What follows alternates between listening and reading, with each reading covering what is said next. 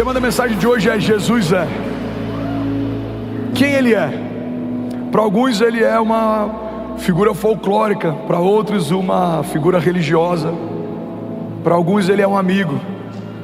Alguns de nós talvez só tenham uma imagem de Jesus que foi apresentada por alguém. Talvez o Jesus que você conhece é o Jesus evangélico, talvez o Jesus que você conhece é o Jesus católico, talvez o Jesus que você conhece é o Jesus dos seus pais, quem sabe o Jesus que você conhece é o Jesus dos seus avós.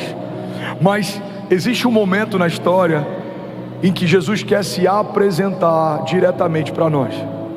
Nós conhecemos de ouvir falar, mas conheceremos de caminhar com Ele. Alguém está comigo? Diga amém. E à medida que vai aumentando, Diniz, a revelação a respeito da pessoa de Jesus, vai aumentando o meu acesso à minha herança também. Quando eu sei quem Jesus é, eu sei o que Ele pode, eu sei o que eu posso nele. Podemos todas as coisas naquele que nos fortalece. Quando eu entendo que Ele é pastor, eu sou pastoreado. Quando eu entendo que Ele é Senhor, eu sou governado. Quando eu entendo que Ele é Salvador, eu sou salvo. Quando eu entendo que Ele é provedor, eu sou provido. Quando eu entendo que Ele é cura, eu sou curado. Quando eu entendo que Ele é liberdade, eu sou liberto. Quando eu entendo que Ele é transformador, eu sou transformado. Mas quando eu tenho só uma revelação a respeito de quem Ele é, eu acesso uma das facetas do caráter de Jesus. Ele é, levante suas mãos, eu quero declarar isso com você em concordância. Ele é tudo em todos. Ele é o princípio e o fim de todas as coisas. Nele tudo subsiste, nada é mais poderoso do que Ele. Nenhum nome tem mais poder e autoridade do que o nome dEle. Ele está acima de todas as coisas e Ele está acima de qualquer temporada ou estação. Ele não está preso ao tempo, Ele não foi preso nem pela morte, Ele não está cativo. Ele ressuscitou ao terceiro dia e Ele voltou para contar história àqueles que aguardavam pelo seu retorno. Ele fez uma promessa: eu voltarei para buscar a minha igreja. E nenhuma palavra que Ele liberou, nenhuma promessa que Ele fez é vazia, infundada ou é uma inverdade. Ele não é homem para que minta, Ele não é filho do homem para que se arrependa. Se Deus disse que algo vai acontecer, nós cremos. Nos céus já aconteceu. Alguém comigo aqui, diga amém. Então eu quero usar o texto de Isaías 9:6 e a gente vai passear um pouco nesse texto. A gente vai mergulhar em algumas chaves, em algumas revelações bíblicas que esse texto carrega. Isaías 9:6 é uma palavra liberada sobre um profeta que falava a respeito de um tempo vindouro, quando Jesus nasce e quando todas as coisas se estabelecem, se cumpre Isaías 9:6. Irmão, olha para mim. Quando Jesus viveu da forma que viveu, todas as promessas a respeito do Messias se cumpriram. Ele seria da linhagem de Davi, maldito seria aquele colocado sobre o madeiro. Tudo que a palavra falava a respeito de Jesus se cumpriu em Jesus. Alguém está comigo? Diga amém. Mas a Bíblia diz que existem dois homens caminhando num caminho para Emaús. Ou seja, quando eles souberam que Jesus morreu, eles desanimaram na fé e voltaram para a sua cidade. Irmão, pega isso aqui em nome de Jesus. A Bíblia diz que Jesus caminha com eles no caminho de regresso, de retrocesso, de desânimo, de desistência. E Jesus está com eles no caminho. E Jesus começa a falar sobre o que a palavra dizia a seu próprio respeito. Por que vocês estão voltando? E eu vou parafrasear aqui. A gente está voltando porque a gente achou que ele seria o Messias, mas mataram aquele que a gente imaginou que seria o nosso Salvador. E aí Jesus começa a lembrar para eles o que a palavra dizia. Mas a palavra não dizia: maldito é todo aquele colocado no madeiro. A palavra não dizia que era necessário que ele fosse morto. A palavra não dizia. E a palavra de Deus diz que quando eles chegam em casa, Jesus vai como se estivesse indo embora, e eles convidam ele para entrar. E quando ele parte o pão, então eles têm a revelação de que ele era Jesus o tempo todo. E eles falam entre si: não queimava o nosso coração quando ele dizia todas aquelas coisas? Vamos pegar isso aqui. Aqueles homens desanimaram porque se esqueceram do que a palavra dizia. Não acredite que você não vai desanimar se você se esquecer ou nem souber o que a palavra diz a seu respeito, a respeito do reino de Deus, a respeito das bênçãos de Deus, a respeito das heranças de Deus. Porque quando eu não conheço a palavra, eu não consigo viver a plenitude da vontade de Deus. A palavra de Deus diz: conhecereis a verdade e a verdade vos libertará. Entender quem Jesus é, saber quem Jesus é, não é uma opção para quem carrega uma fé cristã. É o ponto de partida. Saber quem Jesus é faz eu ter uma firme convicção naquilo que Ele pode. Crer naquilo que Ele pode me faz descansar na certeza de que mesmo que os dias sejam maus, Deus é bom. Mesmo que exista choro na minha noite, certamente a alegria vai vir pela manhã. Mesmo que os meus inimigos me sequem, maior é o que está em mim do que tudo que se levanta ao meu redor. Mesmo que o vale seja de sombra e morte, eu sei que existe uma mesa no final desse vale preparada para mim. E nessa mesa o Senhor vai me honrar, ungindo a minha cabeça com óleo, o meu cálice Ele vai fazer transbordar. Essa firme convicção faz com que eu não caminhe debaixo de conselhos de homens ou de opiniões de outros, mas debaixo de uma palavra de Deus. Faz com que eu não seja circunstancial. No dia bom eu estou feliz, no dia mau eu estou abatido. Não, em todo o tempo eu caminho debaixo de uma palavra. E mesmo que os dias passem, os tempos passem, mesmo que reinos passem, as palavras de Deus, elas não passarão. A firme convicção a respeito da pessoa de Jesus gera uma fé inabalável. Não existe espaço para dúvida, não existe espaço para inquietação, porque todo medo é uma expressão de dúvida. Eu tenho medo de morrer, é uma dúvida, eu não sei se eu vou continuar vivo. Eu tenho medo de não prosperar, é uma dúvida, eu não sei se eu vou ter provisão suficiente. Eu tenho medo de perder o coração dos meus filhos, é uma dúvida, eu não sei se o meu coração vai ser convertido a eles e o coração deles vai ser convertido ao meu. Todo medo é uma expressão de dúvida, mas a Bíblia diz que o verdadeiro amor lança fora todo medo. Ou seja, quando eu entendo que eu sou amado, não há espaço para medo. Levante suas mãos em nome de Jesus. Eu sei que Ele me amou primeiro, eu amo porque Ele me amou primeiro. Eu sei que a fé que eu carrego foi Ele quem deu, Ele é o autor e consumador da minha fé. Eu sei que toda palavra liberada sobre mim antecede a minha existência. O meu chamado não é uma resposta para uma necessidade da terra. O meu chamado foi estabelecido pelos céus antes da terra existir. Eu sei que Ele sabe quem eu sou. Eu sei que Ele me chama pelo meu nome antes dos meus pais me nomearem. Eu sei que Ele é fiel e justo. Eu sei que Ele é galardoador. Eu sei que Ele vive. Eu sei que o meu rei reina de geração em geração. E mesmo que homens se levantem, crises se estabeleçam, coisas fujam do meu controle, nada foge do controle de Deus. Tem momentos que as coisas parecem que estão desmoronando, eu sei, elas só estão se encaixando. Ele pega toda a crise e transforma em testemunho. Ele pega toda a dor e transforma em algo novo. Deus está fazendo uma coisa nova diante dos nossos olhos. Eu sei porque sei que Ele sabe quem eu sou, Ele sabe o que eu preciso, Ele sabe o que me falta, porque só quem me viu completo sabe qual parte falta quando me vê em cacos. Ele me fez pleno, Ele me fez inteiro. Então tudo que falta em mim, aquele que me fez sabe o que falta. Ele supre toda a minha necessidade. Tudo que falta em mim escorre dele. Se eu estou doente, Ele é a cura. Se eu estou cansado, Ele é o renovo. Se eu estou perdido, Ele é o caminho. Se eu estou condenado, Ele é o meu Salvador. Se eu estou vivendo períodos de escassez, Ele é o Jeová Jireh, Ele é a minha provisão, Ele é a minha bandeira, Jeová Nissi.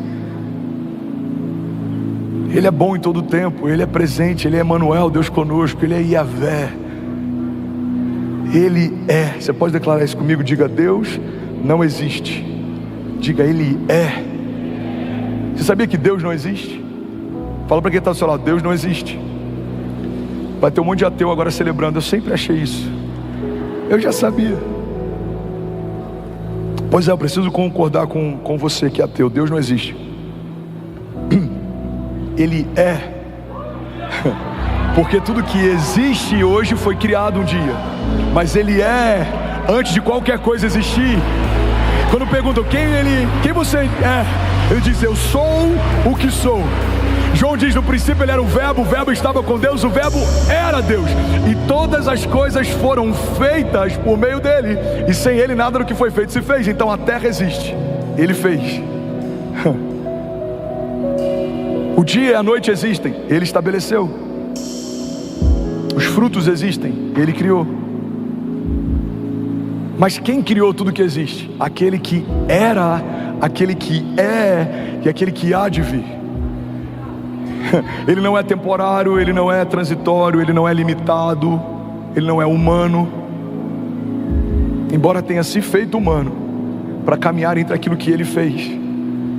Ele é o princípio e o fim, Alguém está comigo? Diga amém. Então vamos para o texto. Alguém está recebendo algo de Deus aqui? Diga amém. Isaías 9,6 diz: porque um menino nos nasceu, um filho nos foi dado, e o governo está sobre os seus ombros, e ele será chamado Maravilhoso Conselheiro, Deus Forte, Pai da Eternidade e Príncipe da Paz. Alguém pode dizer glória a Deus por isso? Primeira coisa que eu quero chamar a tua atenção é que a Bíblia diz que um menino nos nasceu e um filho nos foi dado. Olha para mim, irmão. Deus é um Deus de processos. Deus poderia descer dos céus com 30 anos e começar o seu ministério assim que desceu. Mas a maior parte da criação ia contestar Deus no meio das crises, porque a gente ia dizer: você não sabe o que eu estou enfrentando, você não sabe o que eu estou vivendo. É fácil você falar: você é Deus, mas olha a humilhação que eu estou passando, olha a crise que eu estou vivendo. Por que Deus enfrenta todos os processos? Porque quando você é gerado no ventre da sua mãe, você ocupa o mesmo lugar que um dia Jesus ocupou. Quando você é traído por alguém que você ama, você sente a mesma coisa que Jesus sentiu. Quando você escolhe alguém que te abandona, você vai experimentar a mesma coisa que Jesus experimentou. Quando você precisa de provisão sobrenatural para suprir uma necessidade, você vai viver a mesma coisa que Jesus viveu. Pedro pesca um peixe, da boca do peixe uma moeda de ouro supra a necessidade dele. Eles estão no meio de um deserto, o povo está com fome, e 5 pães e 2 peixinhos multiplicam, toda uma multidão é suprida. Ele vive livramento, ele está sofrendo perseguição, homens fazem estratégias para tentar cercá-lo, para tentar pará-lo. Então tudo que você vive, irmão, olha para mim, pega isso aqui, tudo que você vive, Jesus viveu. E tudo que você vai vencer, Jesus venceu. É por isso que essa declaração, somos mais do que vencedores, é um lugar mais alto do que ser apenas vencedor. Você quer um exemplo? Você pode ser um campeão do UFC, você pode ser um campeão de boxe, você pode ser o que for. A cada luta que você defende o cinturão, existe uma possibilidade de você perdê-lo. Mas qual é, Edmilson, um lugar mais alto do que vencedor? É alguém que é mais do que vencedor, ou seja, as suas vitórias já foram estabelecidas no tempo passado. Então o que você vai conquistar no futuro já foi conquistado no passado. Cada porta que você vai acessar, cada milagre que você vai viver, cada promessa que vai se cumprir, não tem a ver com a sua performance atual, tem a ver com a performance final de Jesus. Não é porque eu abri as minhas mãos no culto de domingo, é porque Jesus se entregou de braços abertos há 2000 anos atrás. Alguém comigo aqui? A prosperidade não é porque eu fechei meus olhos durante o louvor, é porque os olhos dele se fecharam quando ele deu o último suspiro e declarou: está consumado. Então tudo que estamos vivendo como igreja, ministério, tudo que eu estou vivendo como homem de Deus e pastor, não é pela minha performance atual, é pela performance final de Jesus. Quando o único Filho de Deus se fez homem, todos os homens puderam ser feitos filhos de Deus. Quando aquilo que era imortal se revestiu de mortalidade, tudo que era mortal teve a possibilidade de ser revestido de imortalidade. Quando aquele que era bênção se tornou maldito, os malditos foram abençoados. Quando aquele que era suprido se tornou escasso, aqueles que caminhavam em escassez foram supridos de todas as coisas. Quando o Filho de Deus se tornou o pecado, os pecadores foram feitos justiça de Deus. Alguém comigo aqui? O menino nos nasceu e um filho nos foi dado, ou seja, Deus gerou no ventre de uma mulher comum o seu filho, de uma semente incorruptível. Por que Jesus não nasceu a partir do sêmen de José? A palavra semente no original vem de sêmen, porque essa semente de José seria corruptível.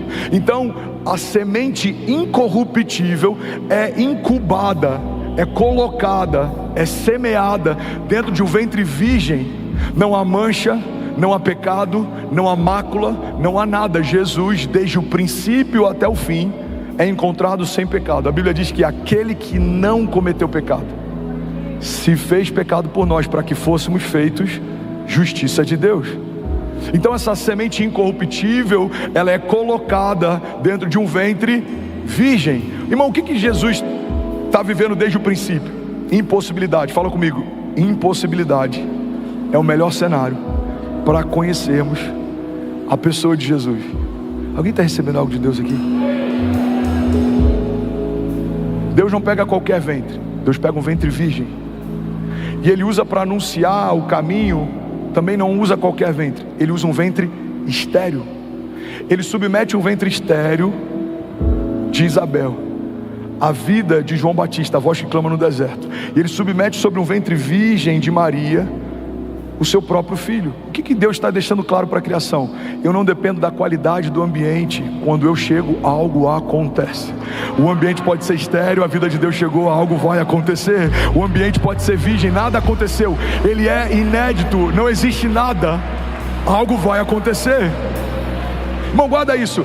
O ventre virgem de Maria pode ser na nossa vida também um simbolismo, a tipificação de um tipo de ambiente em que Deus faz. Deus pega do nada e a partir do nada algo acontece. Talvez você vai dizer: pastor, a minha família não tem nada. Esse ambiente é estéril ou é virgem? É estéril, a gente não consegue, nada acontece, não flui, nada prospera. Eu creio que pode nascer nesse ambiente uma voz que clama no deserto: algo vai acontecer. Não, pastor, é virgem, acabei de casar, a nossa casa não tem nada, a gente é uma página em branco, a gente está ouvindo dos céus qual vai ser a próxima direção, a gente está crendo que algo vai acontecer. É um ambiente virgem. Nesse lugar existe redenção, salvação, existe caminho, verdade, vida.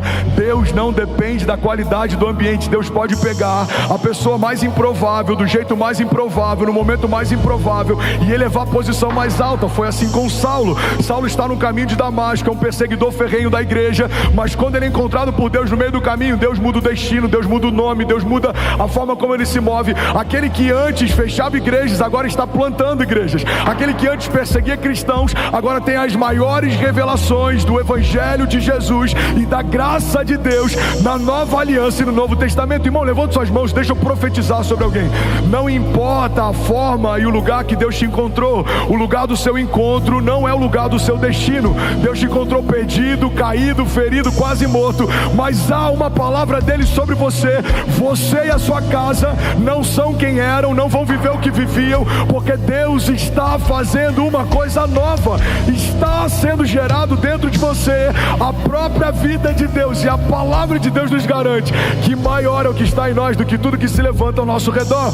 Você e a sua casa viverão a expressão da bondade de Deus, e vocês verão cenários estéreis e cenários virgens, coisas que não poderiam acontecer, não daria para acontecer, acontecerão em nome de Jesus. Se alguém crê nisso, diga amém. Você pode dar um brado de liberdade no seu lugar. Aleluia. Será que alguém pode dizer ainda bem que eu vim, Jesus? Me ajuda a pregar, irmão, não me deixa sozinho. Um menino nos nasceu e um filho nos foi dado. Isso fala de filiação. Fomos enxertados numa família, não fazíamos parte dela. Éramos escravos. Fomos feitos filhos.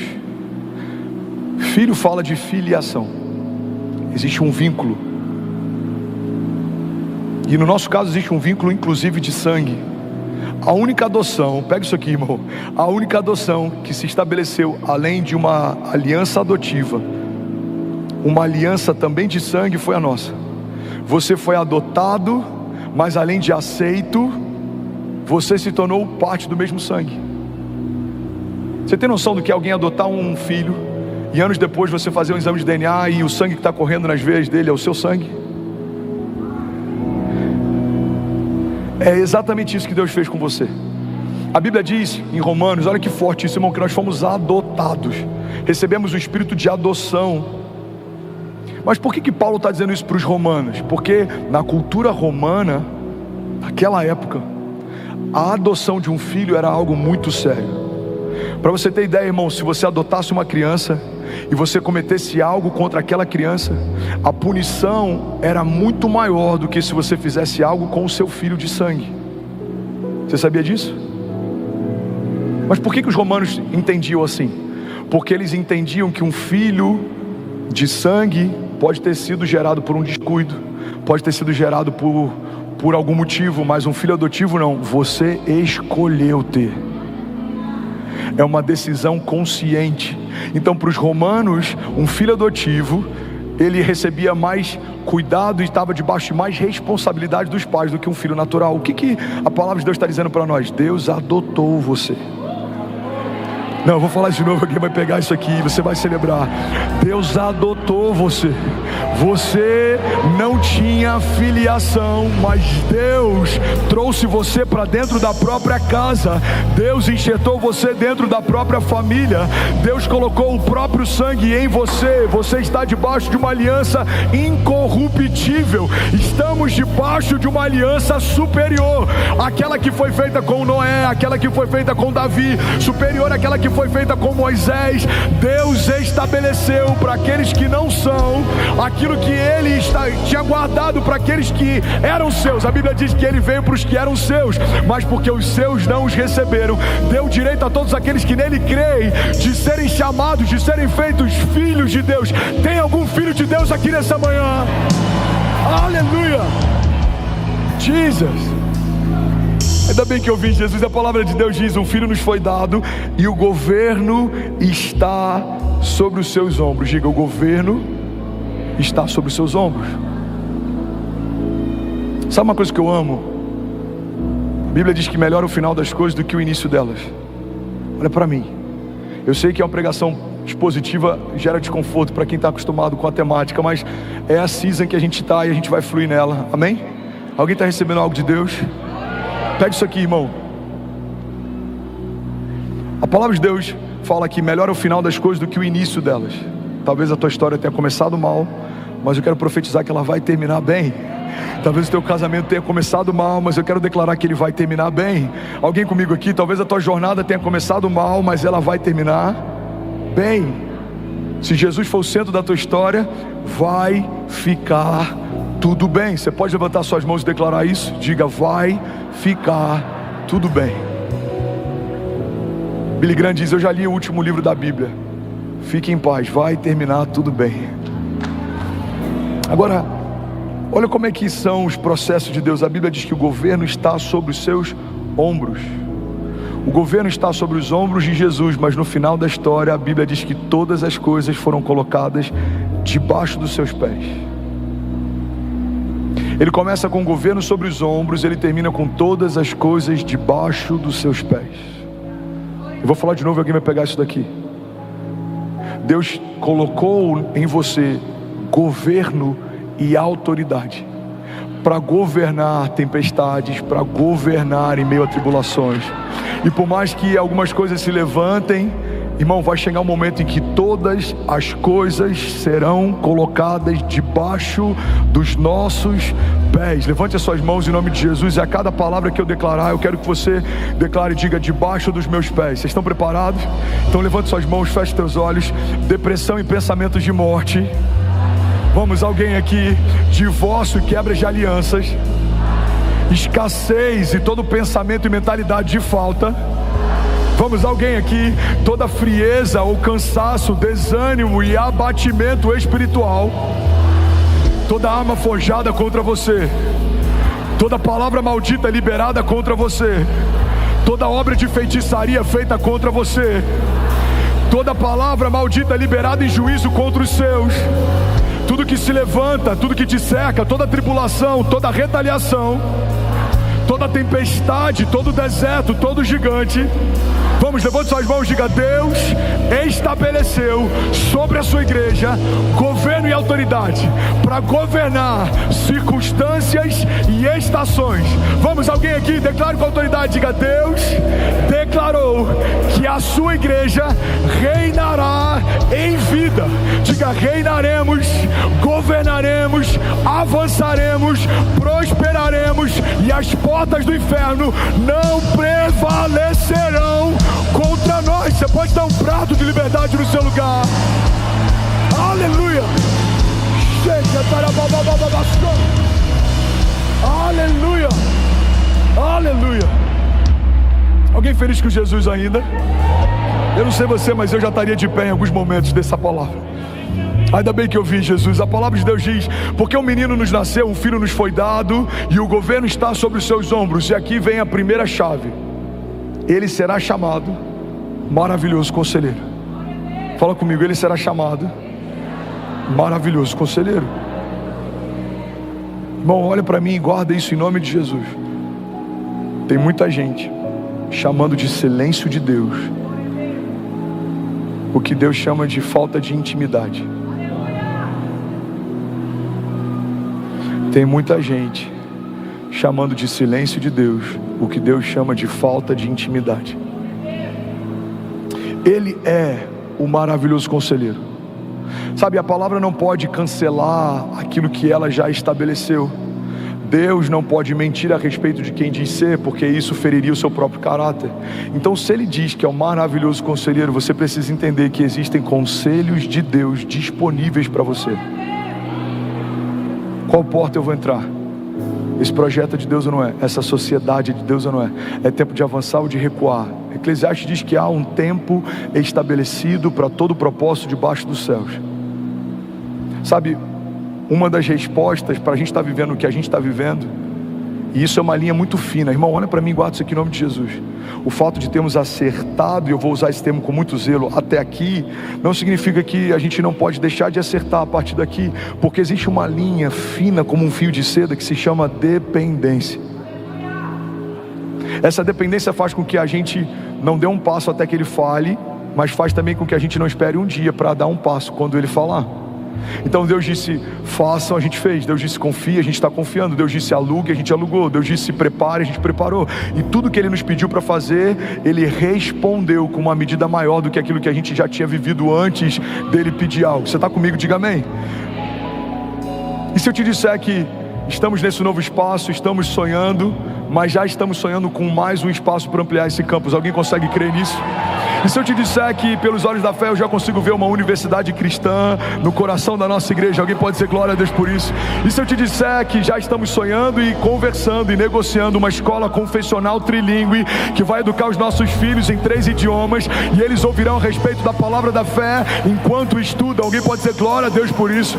E se eu te disser que muitas conferências que profetizamos há um ano atrás que elas viriam aqui, já estamos conversando e as datas estão sendo fechadas e nós sediaremos conferências de avivamento internacional? Alguém pode dizer glória a Deus por isso? E se eu te disser que nações já estão conversando a respeito daquilo que Deus está fazendo e que aquilo que profetizamos nesse ano, tudo que era grande mais vai se tornar pequeno, já está acontecendo? Será que alguém pode dizer glória a Deus por isso? Será que você pode celebrar Jesus no seu lugar? Aleluia, aleluia, aleluia. Mas como é possível, pastor, entrar debaixo dessa convergência? O que é convergência, pastor? Convergência é você se tornar quem nasceu para ser e você estar onde Deus te chamou para estar. Como é possível? Ouvindo o maravilhoso conselheiro. Ele diz comprem, comprem. Ele diz vendam, vendam. Ele diz façam, façam. Ele diz doem, doem. Ele diz parem, parem. Ele diz avancem, avancem. Sabe qual é o nosso problema? Às vezes a gente permanece em lugares que a gente deveria passar e a gente passa por lugares que a gente deveria permanecer. A palavra de Deus diz que Jesus está dormindo numa tempestade e os discípulos estão desesperados. Jesus dorme e os discípulos se desesperam. Você está comigo? Mas a Bíblia diz que nos momentos finais de Jesus, Malaco, olha isso aqui que forte. Jesus está angustiado. A Bíblia diz que ele sente uma angústia mortal, ele transpira sangue. E ele pede para os discípulos que os discípulos orem. E quando ele retorna, os discípulos estão dormindo. Quando Jesus fala para descansar, eles se desesperam. Quando Jesus fala para eles clamarem, eles dormem. Irmão, o que vai definir a medida e a velocidade da sua jornada de fé é o quão alinhado você está com os batimentos do coração de Jesus.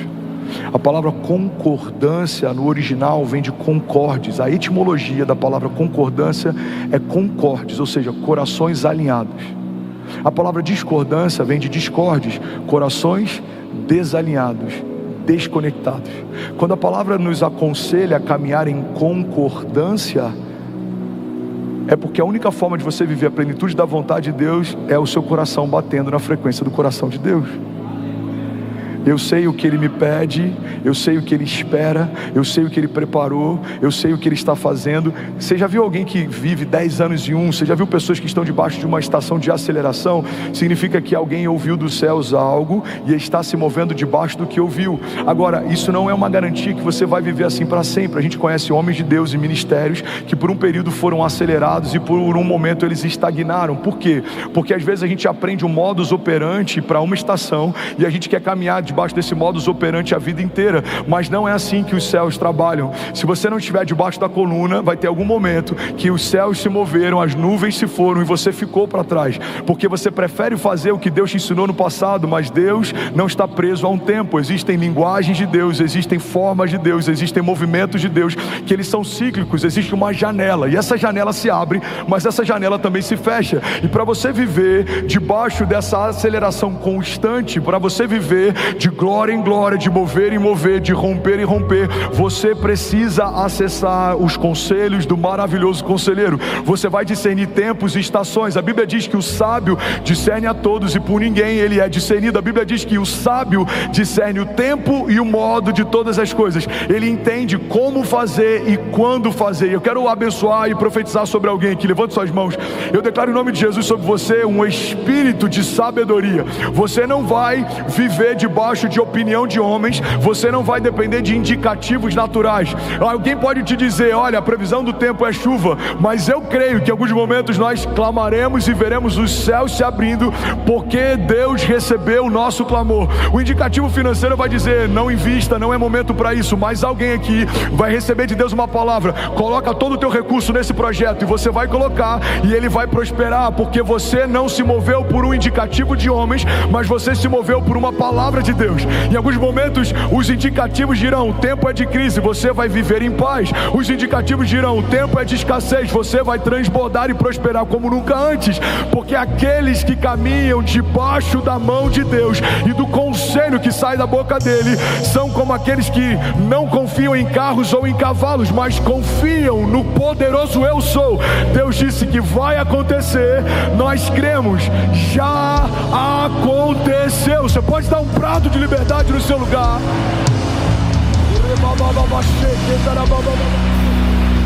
Aleluia. Alguém feliz com Jesus ainda? Diga amém. Jesus. Segunda característica de Jesus. Fala comigo, Ele é o Deus forte. Irmão, isso aqui é muito poderoso, olha para mim. Ele é o Deus forte. Tem uma frase do Max Lucado que eu amo, já citei pelo menos umas 200 vezes. Eu acho que eu já citei tanto que em algum momento ele vai passar para mim a autoria dessa frase. Talvez nem ele se lembre de ter falado isso. Quem sabe em algum momento Deus conecte a gente e no almoço eu fale sobre, e ele fala: muito boa essa frase. Vou falar para ele: pode usar no seu livro. Ele diz: se olharmos para os nossos gigantes, tropeçaremos, mas se olharmos para o nosso Deus, os nossos gigantes tropeçarão. A sua perspectiva, se for para Jesus, você pode fazer melhor. Sua perspectiva define muito a respeito da sua visão de mundo. Você vai para o aeroporto, você olha de perto no embarque, o avião é gigante. Você olha depois que ele decola, o avião é minúsculo. Você olha depois que ele está bem distante, ele é quase imperceptível. Ele é grande ou pequeno dependendo do lugar que a gente olha para ele. Todo ponto de vista é a vista de um ponto. Assim são os nossos gigantes, e assim é o nosso Deus. Se você se inclina para olhar para os seus problemas mais do que você se inclina para olhar para as suas promessas, os seus problemas parecerão mais poderosos do que as suas promessas. Você quer um exemplo disso? Começamos os nossos dias muitas vezes acessando os noticiários, mas poucas vezes acessando um devocional. A gente ouve o que a notícia do dia fala, mas a gente não acessa o que a boa notícia já falou há milhares de anos atrás. Então o jornalista diz: existe um caos hoje na nação, mas a palavra de Deus está dizendo: toda a terra está cheia da glória de Deus. Se eu só olho o noticiário e eu nunca olho a palavra de Deus, os problemas de hoje vão parecer mais poderosos do que as promessas de ontem. Alguém está comigo? Pastor, então você está dizendo que eu tenho que me alienar? Não, não é isso. Guarda isso aqui. mas você tem que definir bem o lugar de influência que cada coisa tem. Bill Johnson diz que a fé não é negligência do problema, mas é não dar ao problema um lugar de influência dentro da nossa história. O problema continua sendo problema, mas ele não define o que eu vou viver. A doença continua sendo doença, mas ela não é a palavra final sobre a minha vida. A crise continua sendo crise, mas eu sei que os pensamentos que Deus tem a meu respeito são pensamentos de paz e não de mal, para me dar o fim que eu desejo. Então, irmão, o povo de Deus não deve ser alienado, mas vivemos só olhando para os problemas e não para as promessas já é uma forma de alienação. Já ouviu falar de alienação parental? É quando um dos pais gera uma influência sobre o filho a ponto de deturpar coisas. A gente acreditou e a gente comprou isso. Guarda isso aqui em nome de Jesus. O mundo criou uma mentira de que sermos crentes, sermos povo de Deus, isso é uma alienação. Mas se existe uma alienação de verdade, é você estar dentro da casa de Deus e não pensar como um homem de Deus, e não se mover como um filho de Deus, e não acessar a herança de Deus, e não viver as promessas de Deus, porque você, eu vou botar entre aspas, mudou de lado, mas continua olhando para fora. Você faz parte de um reino eterno, mas continua se movendo por um reino passageiro. Você faz parte de um povo eleito, mas você continua olhando para fora a partir de uma perspectiva natural. Irmão, olha para mim, alguém está recebendo algo de Deus aqui? Não faz sentido estarmos debaixo de uma nova aliança, mas nos movemos como se estivéssemos na antiga aliança. Você está debaixo de uma nova aliança. E o que essa nova aliança te tornou? Te tornou mais do que vencedor. Te tornou rei e sacerdote. Você ministra diante de Deus. Você tem acesso à presença de Deus. Você carrega a vida de Deus. Você fala em nome de Deus. Você liga e desliga na terra e nos céus. Você profetiza, libera palavras e elas se cumprem. Você toca enfermos e eles são curados. Você ora por cativos e eles são libertos. A palavra de Deus diz: o Senhor me ungiu para anunciar o seu ano aceitável. O que era o ano aceitável do Senhor? Era o jubileu, quando 7 ciclos de 7 anos se completavam, todos os escravos eram libertos, todas as dívidas eram perdoadas e todas as terras voltavam para o seu dono de origem. O que a palavra está dizendo é: o Senhor nos ungiu para declarar aos cativos a liberdade. A sua dívida foi paga, as algemas foram quebradas, você não é mais cativo, as cadeias se romperam. Se Cristo nos libertou, verdadeiramente somos livres. Qual é a boa notícia que nós temos para os enfermos? Isaías 53 declara: certamente Ele levou sobre si as nossas doenças e enfermidades, e o castigo que nos trouxe a paz estava sobre Ele, pelas suas pisaduras nós fomos sarados. As terras voltam ao lugar de origem, aonde você colocar a planta dos seus pés, abençoado será. Pede-me e eu te darei nações por herança e os confins da terra como a sua propriedade. Ei, eu vim aqui debaixo da unção do Senhor nessa manhã para declarar que o ano aceitável dele já está estabelecido. Não há condenação, não há julgo, não há peso, não há juízo, não há correntes ou cadeias, não há principados ou potestades, não há anjos ou demônios, não há nada nos céus ou debaixo dos céus, não há nada na terra ou debaixo da terra, não há nada no presente nem no porvir, não há altura nem profundidade, não há nada na criação capaz de nos separar do amor de Deus que está em Cristo Jesus. Alguém crê nisso aqui, pelo amor de Deus? Ele é um Deus forte, fala comigo, Ele é um Deus forte. Salmos 46:1 diz: Deus é o nosso refúgio e fortaleza, Ele é auxílio presente na adversidade, por isso não temeremos, embora a terra trema e os montes afundem no coração do mar, embora estrondem as suas águas turbulentas e os montes sejam sacudidos pela sua fúria.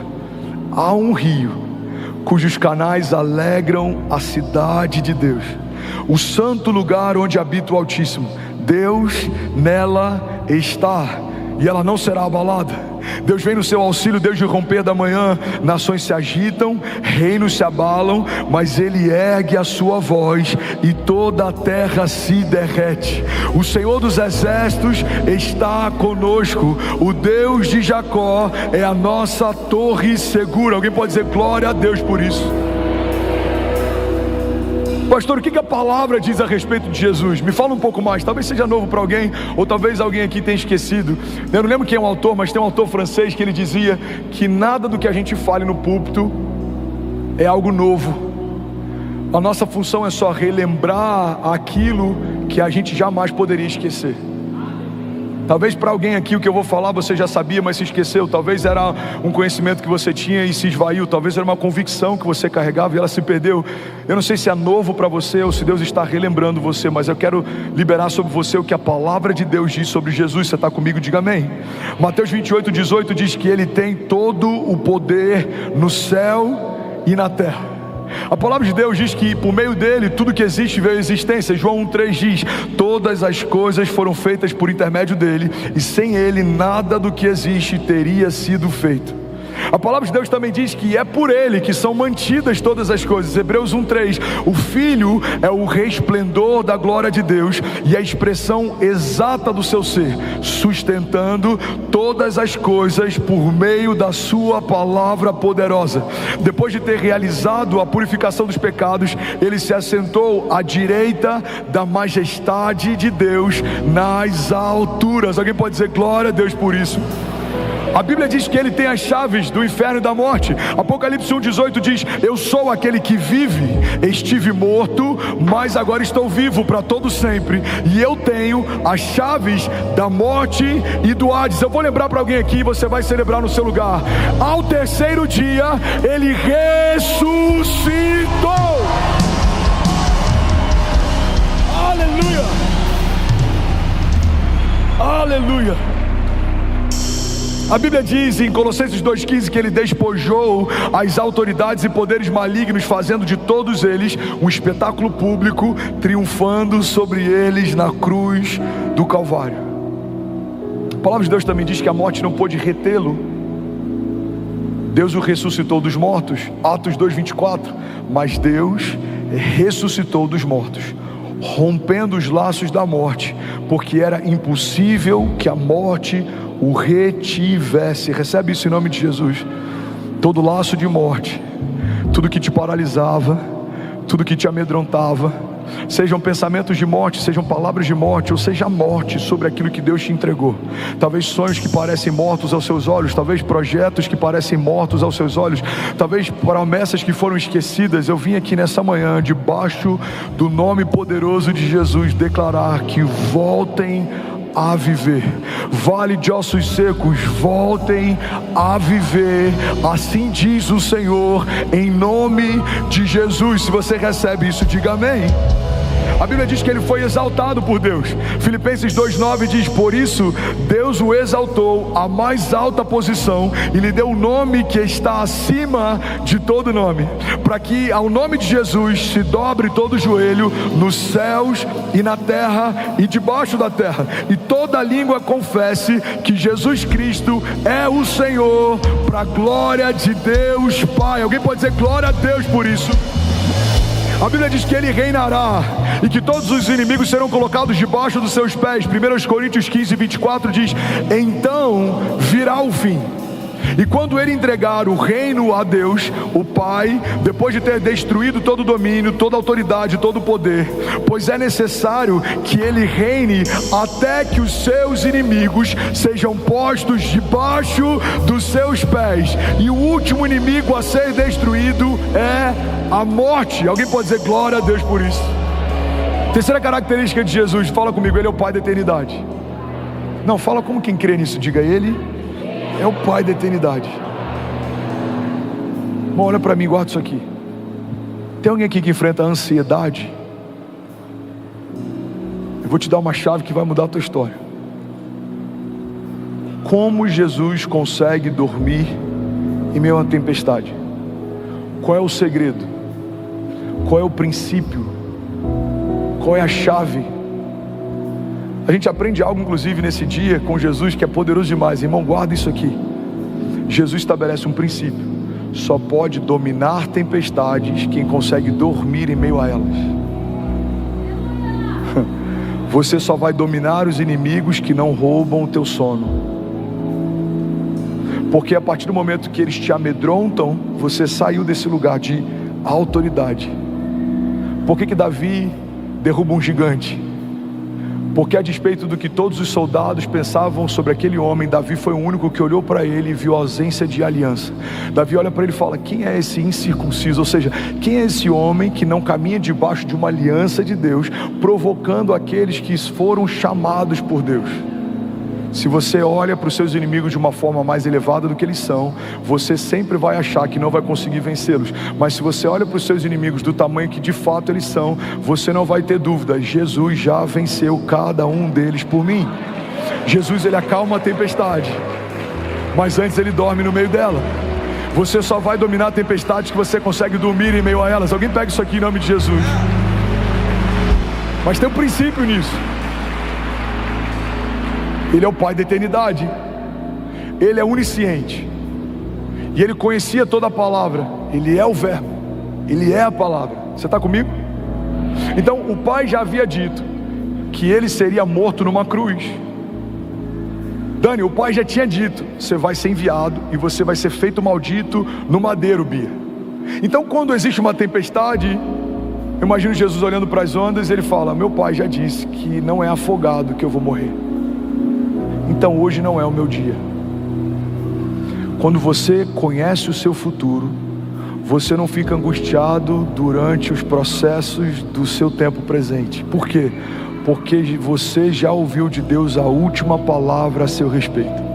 Irmão, pega isso aqui. Jesus trabalhou com algo que não é uma coincidência. Jesus trabalhou todos os dias com os mesmos elementos que o crucificariam. Jesus era carpinteiro, Jesus era construtor. Ele trabalhava com prego, Ronaldo, ele trabalhava com martelo, ele trabalhava com madeira. Pega isso aqui, irmão. Quantos aqui creem que de fato Jesus sabia que a cruz o aguardava? Quantos aqui entendem que a cruz não foi um problema, a cruz era a promessa? Quantos aqui então entendem que todos os dias Jesus trabalhou com os elementos que daqui a algum tempo iriam crucificá-lo? Forte, né? É como você saber que você vai ser serrado no final da sua história e você trabalhar numa indústria de serras. Todos os dias você está lidando com algo que em algum momento vai te ferir. Prego, martelo e madeira. Mas não existe um relato de Jesus ansioso ou angustiado, senão no seu momento final. Por quê?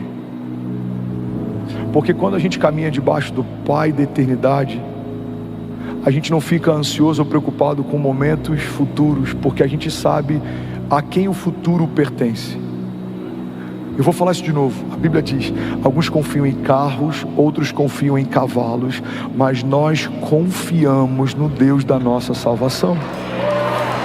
Quando você confia no Pai da eternidade, você sabe: meu amanhã vai ser melhor que hoje. O meu choro pode durar uma noite, mas certamente a alegria vem pela manhã.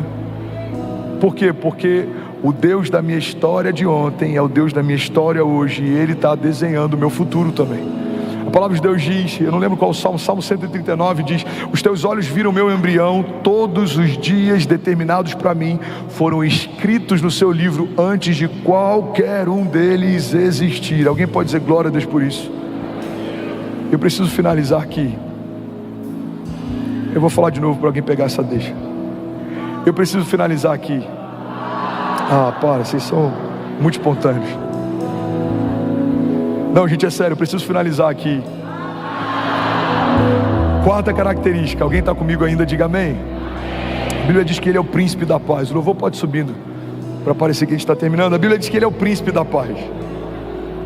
A palavra príncipe, Rafa, significa no latim príncipes, ou seja, o primeiro, o que vai à frente. Bom, olha para mim. Você sabe o que é um príncipe? É alguém que se antecipa, é alguém que é primícia em algo, é alguém que é a primeira parte, é alguém que vai à frente. A Bíblia não diz apenas que Ele é a paz, a Bíblia diz que Ele é o príncipe da paz. Por que Ele é o príncipe da paz? Porque quando Ele chega primeiro, a paz se estabelece e vem logo em seguida. Vamos pegar isso aqui em nome de Jesus. Quando Jesus entra na sua casa, a paz de Deus acompanha a pessoa de Jesus. Quando Jesus entra na tua empresa, a paz de Deus acompanha a pessoa de Jesus. Quando Jesus entra na sua família, a paz de Deus acompanha a pessoa de Jesus. Quando Jesus entra na sua vida, a paz de Deus acompanha a pessoa de Jesus. Todos os lugares que a gente não tem experimentado paz são lugares que a gente ainda não deu para Ele o governo. É impossível entregarmos para Ele o governo de alguma área e essa área não ser repleta de paz. Agora tem uma chave aqui, alguém quer pegar? Diga amém. Bill Johnson diz que para experimentarmos a paz que excede o entendimento, a gente precisa abrir mão do direito de entender. Vou falar de novo. Para você experimentar a paz que excede o entendimento, você vai precisar abrir mão do direito de entender. Tem áreas que a gente não consegue viver em paz, porque a gente ainda quer entender tudo, como vai ser, de que forma vai ser, e isso consome você. Como vai ser, de que forma vai acontecer, a porta vai se abrir, será que o contrato vai assinar, irmão? A palavra de Deus diz: eu bem sei os pensamentos que tem a vosso respeito, diz o Senhor. Recebe isso em nome de Jesus. Pensamentos de paz e não de mal, para te dar o fim que você deseja. A palavra de Deus diz: eu sei os pensamentos que eu tenho a vosso respeito. Irmão, Ele é o príncipe da paz. E a gente vai terminar esse culto, eu quero ministrar a paz de Deus sobre você. E a gente vai receber testemunhos nos próximos dias de pessoas que venceram a ansiedade, pessoas que venceram a depressão, pessoas que estão dormindo como nunca antes. Alguém recebe isso aqui em nome de Jesus? Deus vai inundar a tua mente com paz. Deus vai inundar a tua casa com paz. Deus vai inundar os teus negócios com paz. Porque a palavra de Deus nos garante que Ele é o príncipe da paz. É impossível a pessoa de Jesus chegar e a paz não acompanhá-lo, porque paz não é o que Ele faz, paz é quem Ele é. Milagres não são o que Ele faz, milagres são parte de quem Ele é. Cura não é só o que Ele faz, cura é parte de quem Ele é. Alguém comigo aqui? Prosperidade não é o que Ele faz, prosperidade é quem Ele é. Ele é amor, Ele é justiça, Ele é paz, Ele é provisão, Ele é o que é. Então tudo que falta em você escorre de Jesus. E eu não sei o que te falta, eu não sei o que você precisa, mas Deus está dizendo para pessoas aqui nessa manhã: filho, o que queres que eu te faça? Apresenta para Ele com humildade a tua necessidade, porque Ele é fiel para suprir todas as nossas necessidades. O Senhor é bom e a sua misericórdia dura para sempre. E eu vou finalizar declarando Colossenses 1:12. A palavra de Deus diz: dando graças ao Pai que nos tornou dignos de participar da herança dos santos no reino da luz. Pois Ele nos resgatou do domínio das trevas e Ele nos transportou para o reino do Seu Filho amado, em quem temos a redenção, a saber, o perdão dos pecados. Ele é a imagem do Deus invisível, Ele é o primogênito de toda a criação, pois nele foram criadas todas as coisas, nos céus e na terra, as visíveis e as invisíveis, sejam tronos ou soberanias, sejam poderes ou autoridades, todas as coisas foram criadas por Ele e para Ele. Ele é antes de todas as coisas e nele tudo subsiste. Ele é a cabeça do corpo, que é a igreja. Ele é o princípio, o primogênito dentre os mortos, para que em tudo tenha a supremacia, pois foi do agrado de Deus que nele habitasse toda a plenitude e por meio dele reconciliasse todas as coisas, tanto as que estão na terra quanto as que estão nos céus, através do seu sangue derramado na cruz. Em outras versões a Bíblia diz: estabelecendo a paz pelo seu sangue derramado na cruz do Calvário. E aí, tudo bom? Você acabou de assistir uma mensagem aqui do nosso canal. Eu tenho certeza que ela te edificou e que ela vai gerar algo novo em você. E a gente separou mais 2 vídeos. Eu quero deixar essas indicações aqui para você continuar queimando com Jesus. E eu quero muito te fazer um pedido também. Se essa mensagem te edificou, comenta aqui embaixo, segue o canal, me ajuda a compartilhar para que mais pessoas sejam tocadas também. Deus te abençoe.